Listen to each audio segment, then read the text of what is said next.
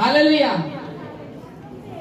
অতএব এখন যাহারা খ্রিস্ট যিশুতে আছে তাদের প্রতি কোনো দণ্ডাজ্ঞা নাই, কেননা খ্রিস্টে যিশুতে জীবনের আত্মার যে ব্যবস্থা আছে তাহা আমাকে পাপের ও মৃত্যুর ব্যবস্থা হইতে মুক্ত করিয়াছে। কারণ ব্যবস্থা মাংস দ্বারা দুর্বল হওয়াতে যাহা করিতে পারে নাই, ঈশ্বর তাহা করিয়াছেন নিজ পুত্রকে পাপময় মাংসের সদৃশ্য এবং পাপাত্মক বলিরূপে পাঠাইয়া দিয়া মাংসে পাপের দণ্ডাজ্ঞা করিয়াছেন, যেন আমরা যাহারা মাংসের বশে নয় কিন্তু আত্মার বশে চলি।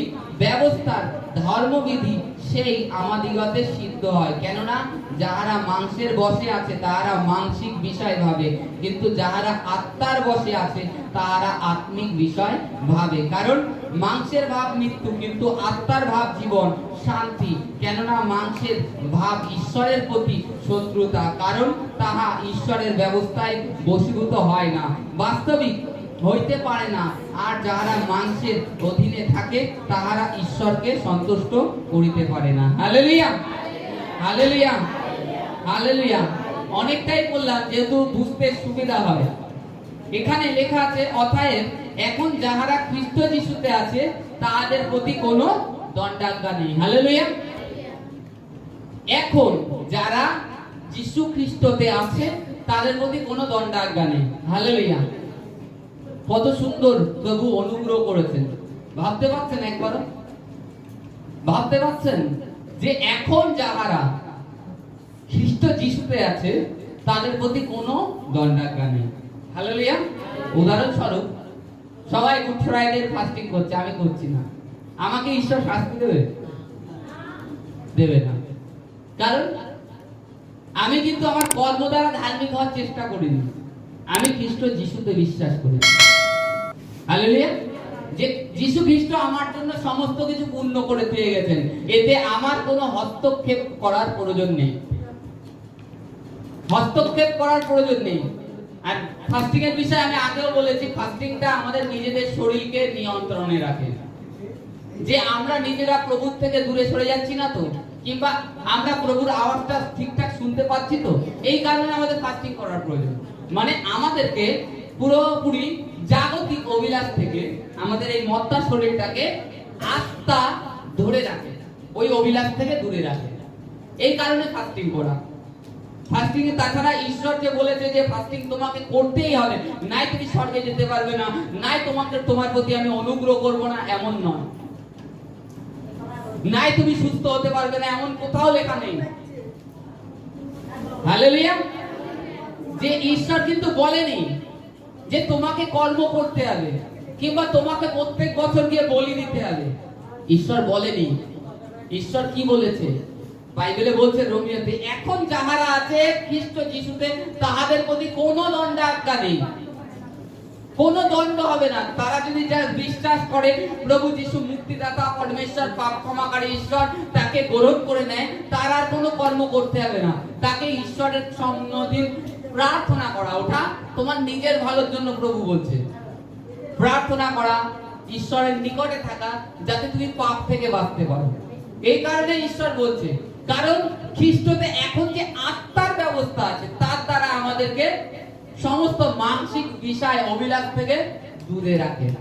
কারণ আমরা যখন খ্রিস্ট যিশুতে বাপ্তাইজিত হই, কিংবা যখন আমরা তাকে উদ্ধারকর্তা মুক্তিদাতা বলে জীবনে গ্রহণ করে নিই, তখন ঈশ্বর তার পবিত্র আত্মা আমাদের মধ্যে দিয়ে দেন।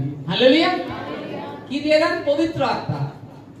আমি আগেও বলেছি, যখন আমরা ছেলে পেলেকে স্কুলে পাঠাই, প্রথম দিন স্কুলে যায়, কাদা টাদা ময়লা সাদা জামায় লাগিয়ে নিয়ে আসে, তা সত্ত্বেও আবার পরের দিন পাঠায় ধুয়ে দিয়ে, এ বাবা এত ময়লা লাগাবে না, এত ময়লা লাগাস না, কে লাগিয়ে দিয়েছে এরকম জিজ্ঞেস করি ছেলের কাছে কিংবা মেয়ের কাছে। তখন কি হয়? পরের দিন গিয়ে আবার লাগিয়ে নিয়ে আসে, আবার ধুয়ে ধুয়ে আবার স্কুলে পাঠায়। কিন্তু তাকে স্কুলে পাঠানো বন্ধ করি না, তার জামাটা প্যান্টটা কি করি আমরা? কেচে দিই, সুন্দরভাবে কেচে দিয়ে পরের দিন আবার স্কুলে পাঠাই। এবার ধীরে ধীরে কি হয়? সে কিন্তু বড় হতে থাকে, বড় হওয়ার প্রসেসিংটা চালু থাকে তার মধ্যে, আর বুদ্ধিও তার মধ্যে বিকশিত হতে থাকে ধীরে ধীরে। এই মা এটা আমার জামা, দাগ লাগালে হবে না, এই টিফিন ফেলা যাবে না, এটা দাগ হয়ে যাবে, কালকে আমার পরে আসতে হবে। এই বুদ্ধি তার মধ্যে ধীরে ধীরে কাজ করে। কাজ করতে করতে একদিন কি হয়, সে যখন বড় হয়ে যায় তখন সে যেরকম জামা পরে যায় সেরকমই আবার সেই স্কুল থেকে সুন্দর ফ্রেশ নিয়ে আসে। কারণ তার মধ্যে পুরো বুদ্ধি হয়ে গেছে, পরিপক্ক হয়ে গেছে যে আমার জামায় ময়লা লাগানো যাবে না। আমি রাস্তার থেকে যাব, লোকে যদি দেখে ইমা এত বড় ছেলে কতখানি দাগ লাগিয়ে নিয়েছে, এর কি কোনো বুদ্ধি শুদ্ধি নেই, এরকম বলবে। তার মধ্যে নিজের মধ্যে কাজ করবে, কারণ তার মধ্যে তার যে বুদ্ধি সেটা ধীরে ধীরে বিকশিত হচ্ছে। আর মা কি করছে, এইভাবে স্কুলে পাঠাতে পাঠাতে একদিন ছেলে কোনো ময়লা লাগিয়ে আনছে না।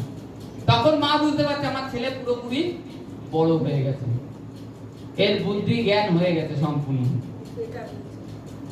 এইবার তদ্রূপ খ্রিস্ট যিশুতেও ঈশ্বর আজকে সেই সিস্টেম করেছে তার আত্মা দ্বারা। আমরা নিয়ত যখন স্কুলে আসতে থাকি, আমাদের জীবনে পাপ আছে, পাপ আছে মনে করুন, কিছু না কিছু ছোট মোটো পাপ এখনো আছে, সে যে পাপ থেকে থাকুক সেটা গুপ্ত। যখন আপনি নিয়ত স্কুলে আসবেন ঈশ্বরের আত্মা দ্বারা প্রেরিত হয়ে, পবিত্র আত্মার চেতনা তার আওয়াজটাকে শুনে নিয়ত যখন আপনি আসতে থাকবেন, তখন একদিন আপনার মধ্যে সেই বুদ্ধি কাজ করবে। তখন আপনি ভাববেন, ইস আমি যেখানে যাই এটা একটা পবিত্র স্থান, আমার জীবনে যে মন্দ জিনিসটা আছে এটা আমাকে দূর করতে হবে। ধীরে ধীরে আপনি সেই প্রসেসটা চালিয়ে যান আপনার ভিতরে লড়াই হয়, সেটা আত্মিক যুদ্ধ। ওই লড়াইটা হতে থাকে আপনার ভিতরে। আপনি মনে করুন আপনি নিজেই জ্ঞাত আছেন সে গুপ্ত পাপ, মন্দ কর্ম আপনার জীবনে, যেগুলো কেউ হয়তো বলতেও পারে না, এমন গুপ্ত পাপ আছে। আপনি তা সত্ত্বেও মণ্ডলীতে ঈশ্বরের সহভাগিতা ছাড়েন না, সহভাগিতায় উপস্থিত হতেই থাকেন।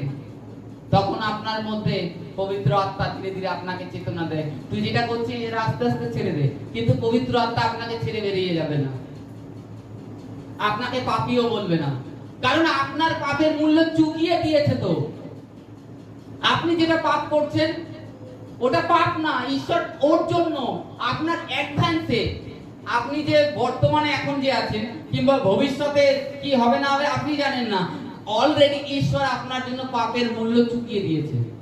তাই তো এখানে ব্যবস্থাতে প্রভুর বাক্যে বলছে, এখন যাহারা খ্রিস্ট যিশুতে আছে তাদের প্রতি কোনো দণ্ডাজ্ঞা নেই, কোনো শাস্তি নেই। কেন বললেন? কারণ ঈশ্বর আপনাকে যখন এই জগৎ সংসারতে বেছে নিয়েছেন, আপনার মধ্যে তার পুত্রের আত্মাকে, পবিত্র আত্মাকে দিয়েছেন। ঈশ্বর ঠিক জানেন যে আমার পুত্রের আত্মা যখন রয়েছে, একেও আমার পুত্রের সদৃশ্য একদিন করে তুলবে। হালেলুয়া! কি করবে? আমার পুত্রের সদৃশ্য। ঈশ্বর জানেন যে আমার যে পুত্রের অংশ ওর মধ্যে আছে, ও একদিন আমার পুত্রের মতন হয়ে উঠবে। ধীরে ধীরে ওর মধ্যে যে মন্দতাই থাকুক, যে অভিলাষের আত্মা থাকুক, যে ব্যভিচারের আত্মা, দুষ্টতার আত্মা, আমার পুত্রের আত্মা রয়েছে, ওকে উঠাবে একদিন আর আমার সম্মুখে ফ্রেশ করে উপস্থিত করবে। তাই বলছে কোনো দণ্ডাজ্ঞা নেই, খালি জাস্ট তুমি বিশ্বাস করেছো, এটাই তোমার কাছে মহত্ব বিষয় যে ঈশ্বর জাস্ট তুমি যে বিশ্বাস করলে, তোমার জীবনে ঈশ্বর কত বড় অনুগ্রহ দান করলেন। আজকে চিন্তা করছো যে আমার শারীরিক রোগ ব্যাধি, আমি সুস্থ হব আদৌ? ঈশ্বর বলছে তুই খালি বিশ্বাস কর। প্রভু বলছে তুই বিশ্বাস কর, আমি জীবন্ত আর আমি তোর সঙ্গে আছি, আর আমি তোমাকে দেখাবো তোর মর্তা শরীরকেও। আজকে তুই এরকম আছিস, একদিন উঠিয়ে দেখাবো। কারণ আমাদের মধ্যে জীবন প্রবেশ করে গেছে। আগে কি ছিল? মৃত্যু ছিল, খালি শারীরিক বিষয় ভাবতাম, কি হবে, এই মাথা যন্ত্রণা কেন হলো, এই পেটে ব্যথা কেন হচ্ছে। এটা হচ্ছে শারীরিক ভাবনা। আপনাকে শারীরিক ভাবনা আপনার শরীরের প্রতি আকর্ষিত করে। আর যখন আপনি খ্রিস্টকে আপনার জীবনে গ্রহণ করে নেন, তখন খ্রিস্টের সহিত আপনি মৃত্যুকে বরণ করে নিয়েছেন। আর আপনার মধ্যে আশা আছে যে খ্রিস্ট যেরকম পুনরুত্থাপিত হয়েছে, তিনি আমার এই মর্তা দেহকেও পুনরুত্থাপিত করবেন।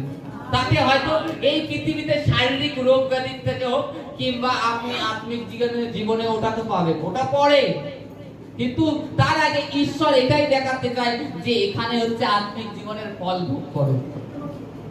তাই তো প্রভু বলেছিলেন মন ফিরাও স্বর্গরাজ্য সন্নিকট। আর স্বর্গরাজ্যের কি ফ্যাসিলিটি আছে সেইটা তোমাদেরকে দেব। স্বর্গরাজ্যের ফ্যাসিলিটি কি? কোনো রোগ নেই, ব্যাধি নেই, সেইটাই তোমাদের দেব। আজকে তোমাদের সমস্যা হলে আগে ছুটে যেতে ওই ডাক্তারের কাছে, কি হবে? আর এখন সমস্যা হলে কি করো? প্রভু তুমি সামলে নেবে, আমি জানি তুমি আমার সঙ্গে রয়েছো। আর প্রভু তার আত্মা দ্বারা তোমার হৃদয় থেকে কথা বলছে, অমুক বাক্যটা কর, অমুক বাক্যটা স্মরণ কর, ঘোষণা কর। দেয় না পবিত্র আত্মা আপনাদের যখন সমস্যায় পড়েন বাক্য? কারণ ঈশ্বর আপনার মত্তা দেহকে উঠাতে এসেছে। তিনি আপনার এই মানসিক শরীরের অভিলাষ থেকে আপনাকে আত্মিকভাবে তৈরি করে দিয়ে ঈশ্বরের রাজ্যে যাবে। তাতে আপনার কোনো কর্ম করার প্রয়োজন নেই, যাকে আপনি বিশ্বাস করবেন যে প্রভু আমার উদ্ধারকর্তা, মুক্তিদাতা। আর আপনি যদি, আমি এক সিক্রেট বলছি, ফাস্টিং করার প্রয়োজন আমাদের নিজেদের বশের জন্য, নিজেদের শরীরকে অভিলাষ থেকে বসে রাখার জন্য। এই শরীরটাকে অভিলাষ থেকে বসে রাখার জন্য ফাস্টিং প্রয়োজন। আর দ্বিতীয়ত ঈশ্বরের আওয়াজটা শোনার জন্য প্রয়োজন। কিন্তু এতে আমরা ধর্মক্রিয়া কিছু করি না। যদি আমরা আমাদের কর্মে গুণে মানে ধার্মিক হওয়ার চেষ্টা করি, তাহলে খ্রিস্ট যে ক্রুশে গিয়েছে আপনার সম্মুখে বিফল, আপনার সম্মুখে বিফল, ব্যর্থ। আপনি যদি নিজের কর্ম দ্বারা যখন ধার্মিক হতে যাবেন, যে আমি দান ধ্যান করবো ধার্মিক হয়ে যাব, কিংবা আমি ফাস্টিং করবো ধার্মিক হয়ে যাব, তাহলে খ্রিস্টর ক্রুশে যে গিয়েছেন সেটা বিফল আপনার জীবনে। খ্রিস্ট আপনার জীবনে কোনো কিছু করবে না তখন। আর যখন আপনি বিশ্বাস করবেন যে আমার পাপ ভার প্রভু তুমি নিয়ে নিয়েছো, আমি আর কি করব, আমার কিছু করার নেই, তোমার রক্ত গুনে আমাকে ধুয়েছো, এখন তোমার ইচ্ছা, রাখলেও তুমি, মারলেও তুমি, তখন ঈশ্বর তোমার জীবনে কাজ করবে। তখন কাজ করবে না, ঈশ্বর কাজ করবে না নিজের কর্ম দ্বারা। কারণ তুমি নিজেকে ধার্মিক মনে করছো।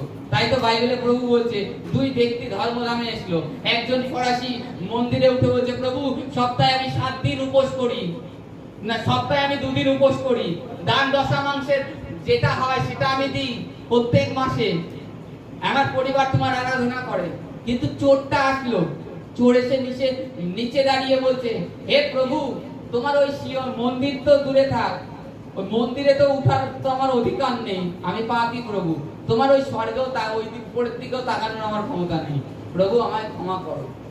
তখন প্রভু বলছে, এই দুয়ের মধ্যে কে ধার্মিক? চোর। কারণ সে নিজেকে নত নম্র করেছে ঈশ্বরের সম্মুখে। আর এ কি করছে? এ বলছে, হে প্রভু ওই যে নিচে এসছে ও তো চোর, ও তো দান দশমাংশ দেয়, আমি দান দশমাংশ দিই, ও তো দেয় না। নিজের মধ্যে গর্ব ফিল করছে, নিজেকে গর্বিত মনে করছে। আর ঈশ্বর গর্বিতদেরকে নয়, যে নিজেকে নত নম্র করে ঈশ্বরের কাছে আসে তাকেই ঈশ্বর গ্রহণযোগ্য করে তার সম্মুখে, আর তাকেই তার সন্তান হওয়ার অধিকার দেয়। আজকে আমাদেরকেও নত নম্র হতে হবে। প্রভু যিশুর ক্রুশে যেন আমাদের জীবনে বিফল না করি, তাহলে আমরা ঈশ্বরের চমৎকার দেখতে পারবো, আর বিফল করলে দেখতে পারবো না। নিজের কর্ম দ্বারা ধার্মিক হওয়ার চেষ্টা করলে নিজের সমস্ত কিছু যা করে থাকি। কারণ খ্রিস্ট যিশুতে এখন কোনো দণ্ডাজ্ঞা নেই। আগে পুরাতন নিয়মে ছিল, তুমি ঈশ্বরের সমগ্র আজ্ঞা না পালন করলে তোমার শাস্তি হতো। যদি তুমি বিশ্রাম বারের দিনকে যদি কোনো কর্ম করতে, তখন তোমাকে ধরে নিয়ে গিয়ে রাস্তার বাইরে, মানে তাম্বুর বাইরে নিয়ে গিয়ে, পুরাতন নিয়মে লেখা আছে, পাথর মেরে মেরে মেরে ফেলা হতো, যে ঈশ্বরের আজ্ঞা মানেনি, কর্ম করেছে আজকের দিনকে। মোসেস সময় ছিল, ঈশ্বর দেখলেন এই সমস্ত ব্যবস্থা দিয়েও আমি মানুষকে শুধরাতে পারলাম না, কিন্তু এদের হৃদয়ে এবার ব্যবস্থা দেবো, এদের মনে দেবো ব্যবস্থা আমার পুত্রের দ্বারা। কারণ আমি যদি তার মনের মধ্যে চলে যাই, তার হৃদয়টাকে আমি কন্ট্রোল করি, আমি যদি তার হৃদয়ের মধ্যে থেকে চালনা করি, তাহলে সে খারাপ পথে যাবে না। তাই তার পুত্রকে দিলেন, যিশুকে। আর আজকে তাই যিশুকে আমরা বিশ্বাস করলে যা ধার্মিক গণিত হয়ে যায়। মাংসের ভাব কি? মাংসের ভাব ঈশ্বরের সাথে শত্রুতা। খাও দাও মস্তি করো, যেটা জগৎ সংসারে চলছে, পার্টি সাটি, এটা হচ্ছে ঈশ্বরের সহিষ্ণুতা। আপনাকে মাংস কি চাইবে, মাংস বলবে কি প্রার্থনায় যেতে হবে, আজকে গেলে ওখানে ভালো পার্টি হবে, খাওয়া দাওয়া আছে ভালো, মাংসের ভাবনা। কিন্তু আত্মা কি বলে, আজ ওখানে প্রার্থনায় চল, ঈশ্বরের সুন্দর দুটো বাক্য শুনতে পারবি, তোর জ্ঞান আরো বাড়বে, ঈশ্বর সম্বন্ধে আরো চেতনা পারবি, অনন্ত রাজ্যের জন্য তৈরি হতে পারবি। আর মাংস কি বলবে, আরে চলো না আজকে ঘুরে আসি। আর অনেকে তো রবিবার দিনকেই ঘুরতে চলে যায়, রবিবার দিনকেই বেছে বেছে। এই জিনিসটা মাথায় রাখে না। ঈশ্বর সদাপ্রভু একটা দিন দিয়েছে আমাদের সপ্তাহে, তিনি যে আমাদের উপরে এতটা দয়া করে রেখেছে, কত লোক দিনকে দিন নিদ্রাগত হচ্ছে, তা সত্ত্বেও আমাদেরকে জীবিত রেখেছে তার মহিমার জন্য, তার গৌরবের জন্য। তো এটা আমাদের কাছে যথেষ্ট নয়? তার মহিমা করতে পারবো না? যতই অভিলাষ, আপনি যতই অভিলাষে জীবন যাপন করেন, আনন্দে জীবন যাপন করবেন, এক সময় আপনি শূন্য হয়ে যাবেন। ভালো ভালো পয়সা আলা লোকরা, ভালো ভালো পয়সা আলা লোকরা, যা ধারণা করতে পারবেন না। আমি নামটা ভুলে গেছি, আমেরিকার একজন সুপার স্টার নায়িকা ছিলেন, সুপার স্টার। সেই নায়িকা মানে তাকে এক পাস্টার গিয়ে বলে, বিলি গ্রাম, ওই পাস্টারকে চিনবেন না, অনেক পুরনো সময়, 1918 সালে বিলি গ্রাম ছিলেন, তিনি সুসমাচার প্রচারক। তা তিনি গিয়ে তাকে অফার করেছিলেন যে প্রভুকে কি আজকে গ্রহণ করবে তোমার জীবনে, প্রভু মুক্তিদাতা পরমেশ্বর। বলছে না না, আমার কোনো উদ্ধারকর্তার প্রয়োজন নেই, আমি একাই যথেষ্ট। তারপরে ঠিক তার 3 দিন পরে তার যারা সিকিউরিটিরা কিংবা তার যে দেখাশোনা করে নায়িকার, তার সে 3 দিন ধরে ঘরের থেকে বেরোচ্ছে না। ঘরে গিয়ে দেখে যে সে সুইসাইড করেছে, তার নোটবুকে লিখে গেছে, আমি জীবনে অনেক টাকা পয়সা, অনেক ধন দৌলত ইনকাম করেছি, অনেক আনন্দ অভিলাষ করেছি, কিন্তু আমার হৃদয়ের একটা স্থান না এখনো খালি। আমার জন্য কি নেই আমার জীবনে, টাকা পয়সা তার অভাব নেই, কিন্তু সে বলছে আমার হৃদয় খালি, আমি এই জীবনটাকে মানে বহুত মানে ব্যর্থ হয়ে গেছি, কোনো আমার মধ্যে শান্তি নেই। যেটা অ্যাকচুয়ালি বলতে চেয়েছে, আমার মধ্যে কোনো শান্তি নেই। বিলি গ্রাম তার বলছে কি, মানে 5-6 দিন আগে তাকে অফার করেছে, প্রভুকে কি আজকে গ্রহণ করবে তুমি? আর বিলি গ্রাম এমনই পাস্টার ছিলেন, মানে মিনিমাম 10 থেকে 12 করোড় লোককে প্রভুতে নিয়ে এসেছেন, এরকম পাস্টার ছিলেন। তাকে অফার করছে, বলছে প্রভু তোমার জন্য দুয়ার খুলে রয়েছে, বলছে আমার প্রয়োজন নেই। এটা কি প্রভু অফার করেছে আপনার জীবনে, যে তিনি আসবেন তোমার জীবনে, তোমার মধ্যে সেই সুখ শান্তি ফিরে আসবে। কিন্তু কি করেছো তুমি? প্রভুকে গ্রহণ করোনি। তাতে কি হলো? তোমার জীবনটা চলে গেল। কি হলো? প্রভু অফার করেছিল যে স্বর্গরাজ্যে আসো, স্বর্গে আসো, স্বর্গরাজ্যটাকে পা দিয়ে ঠেলে সরিয়ে দিল। তাতে কি হলো? নরকে চলে গেল। আজকে টাকা পয়সা ধন দৌলত কিছুই সঙ্গে যাবে না, এইটুখানি যাবে যে আমরা যদি প্রভুতে বিশ্বাস করি, তাকে গ্রহণ করে নিই, আমরা অনন্ত রাজ্যে যাব 100%। একটা জিনিস মাথায় রাখবেন, প্রভু যখন আপনাকে বেছে নিয়েছে, আপনি প্যারা বেকার যাই আছেন, আপনার নামটা ওই জীবন পুস্তকে লিখেছে, তাই আপনি অনন্ত জীবনের মালিক, আপনি অনন্ত জীবনের অধিকারী। আপনি এখানে একজন সাধারণ ব্যক্তি, আপনার হয়তো গ্রামে মূল্য নেই, কিন্তু প্রভুর চোখে আপনি যে কতটা মহামূল্য, আরো 20টা লোকের থেকেও মহামূল্য। আর ঈশ্বর এই কারণে আপনাকে প্রার্থনায় রাখে, চেতনা দিয়ে রাখে যে তুই প্রার্থনায় যা, প্রার্থনা কর। আমি যেরকম বললাম যে গত রাত্রে একটু প্রার্থনা কম হয়ে গেছে। ঈশ্বরের চোখে আমরা এতটাই মূল্য যে জাগতিক চোখের লোকে মূল্য নেই। হয়তো তারা জাগতিক লোকের ভাবনা, বেশ এরা কি পাগলের মতন বক বক করে, কিন্তু ঈশ্বর এই মূর্খতাটাকে স্বীকৃতি দিয়েছে তার পুত্রের মাধ্যমে, যেন সুসমাচার করা হয় জগৎ সংসারে, আর জগৎ সংসারের মানুষ মন ফিরিয়ে অনন্ত জীবনের অধিকার প্রাপ্ত হয়। ঈশ্বর অনেক পথ ছিল, কিন্তু ঈশ্বর এইটাকেই বেছে নিয়েছেন যে এটার মাধ্যমে প্রত্যেক জগৎবাসীকে উদ্ধার করবে। আজকে জাস্ট আমাদেরকে তার উপরে বিশ্বাস করতে হবে, প্রভু যিশুর উপর, আমাদের কর্মে নয়।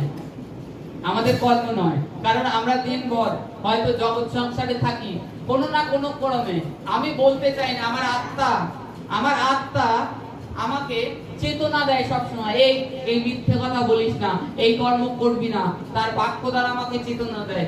তো এমন পজিশন আসে কিংবা হয়েও যায় ভুলবশত, অজ্ঞানবশত। ঈশ্বর কি এটা জানতেন না? জানেন। আপনাকে জেনেই মনোনীত করেছেন, না জেনে আপনাকে আর মনোনীত করেননি। ঈশ্বর আপনার সমস্ত কিছু জানে। আপনার মানে আপনি যে মাতার গর্ভে ছিলেন, কি করবেন এসে, কিংবা আপনার কি হবে, কিভাবে আপনি কাটাবেন, সব ঈশ্বর জানে।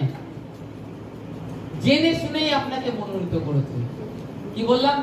ওই শিশুর মতন ধীরে ধীরে আপনাকে প্রসেসিং করে এক সময় পরিপক্ক বুদ্ধিমান বালক হিসাবে তৈরি করবে। আর ঈশ্বরের ইচ্ছা এটাই।